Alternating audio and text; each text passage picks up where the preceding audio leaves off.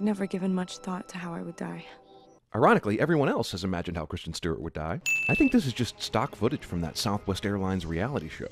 This logging truck is being driven by no one. Your hair's longer. This bad father is bad because he doesn't know the length of the hair of his daughter who lives 6 states away. This giant 2-story house only has 1 bathroom. Oh, right. 1 bathroom. My first day at a new school. That's a hell of a great parking spot she got on her first day. Nice ride. This guy's wearing a vest when he rips on Bella's ride, but then it's gone in the next shot. Isabel Swan. You're, Isabella. Hey, you're from Arizona, right? Everyone knows the new girl in school almost immediately. Who the is this, the director's daughter?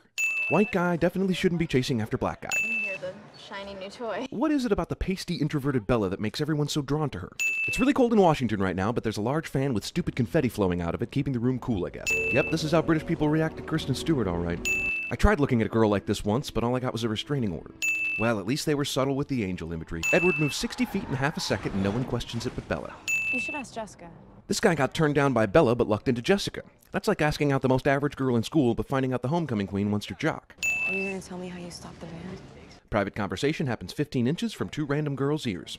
Bella trips so hard it pushes the girl with no hat into another dimension and replaces her with a girl in a hat. This van completely disappears when Jacob and his buddies arrive and then reappears so the white kids can trash the Cullens with the Indians. What did your friends mean about, the Cullens don't come here? You caught that, huh? Dude, everybody caught that. He was the only one speaking to a group of 7 people. I played Santa one year. I sure am glad we learned about the guy playing Santa Claus when Bella was young, or I might not have given a that he's gonna die. See, Spider-Man, even Bella Swan uses Google over Bing. Bella uses the internet to find a book containing information instead of using the internet to find the information itself. You know, a remake of I Spit on Your Grave might be appropriate right now. Yeah, Edward looks pretty scary. I'm sure 4 rapists would instantly back down from a fight because he's staring at them. Sure, save Bella from rape, but almost kill her while driving. You don't know the vile, repulsive things they're thinking. I'm pretty sure Bella knows the vile, repulsive things they were thinking. They weren't trying to recruit her for the basketball team. Forget the rapists. I want to know what vile and repulsive things Jessica and her friend are thinking. Just examine the body. He died?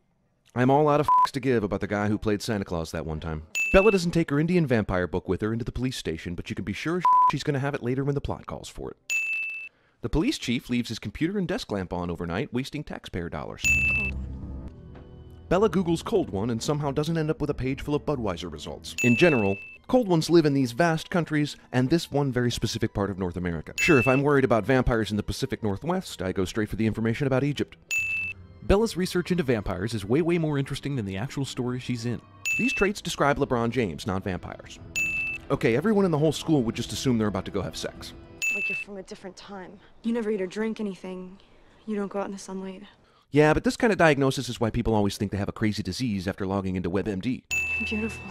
Beautiful. This is the skin of a killer, Bella. Dude, you thought she was gonna find your diamond-encrusted chest disgusting? Seriously? I wanted to kill you. I've never wanted a human's blood so much. I'm here. I trust you. Geez, what does it take to turn this girl off? Look at the top of her head. It's clearly sunny. He's even wearing sunglasses for f***'s sake, so why isn't he sparkling right now? I'm breaking all the rules now anyway. Well, Edward did say something about breaking the rules. Might as well throw the plot's rules out the window, too. These two go from rain-soaked to completely dry again within the same conversation. And they're wearing the same outfits, so don't go giving me that it was different days bull. My family, we think of ourselves as vegetarians. Because we only survive on the blood of animals. I know what Edward is saying, but he basically defined the antonym of a vegetarian to explain how the Cullens are like vegetarians. Is it really necessary to use your super speed here? What did you expect? Coffins and dungeons and moats? Ideas to make the whole series better passed off as a joke. She already ate. Well, that seems like a reasonable reaction. Isn't this where Ferris tried to lower the mileage on Cameron's dad's car before it plummeted down below? No bed? Jeez, I guess we know what's on her mind. You better hold on tight, Spider Monkey. Did he just say Spider Monkey? So Bella's over here looking bored while Edward plays the piano, but then somehow shows up right next to him mid-note between cuts? Looks like your friends are flagging you. Nobody would butt dance in the window to embarrass their friend if that friend's dad was the chief of police. The real special effect of this movie is the one where Bella's screaming is invisible. I'm sorry. It's times like these when I see supposedly 16-year-old Bella in her panties that I remember that Edward is over 100 years old. This is exactly what Bram Stoker had in mind when he wrote Dracula. Why the f*** is Carlisle sliding? The ball's in the outfield. The outfielders are too busy smashing into each other. Run home, Carlisle. Get your head in the game. This dude totally and obviously jumps on a trampoline. Alice is getting rocked. Team Edward needs to get a relief pitcher. My monkey man. This movie is entirely too fascinated with monkey analogies.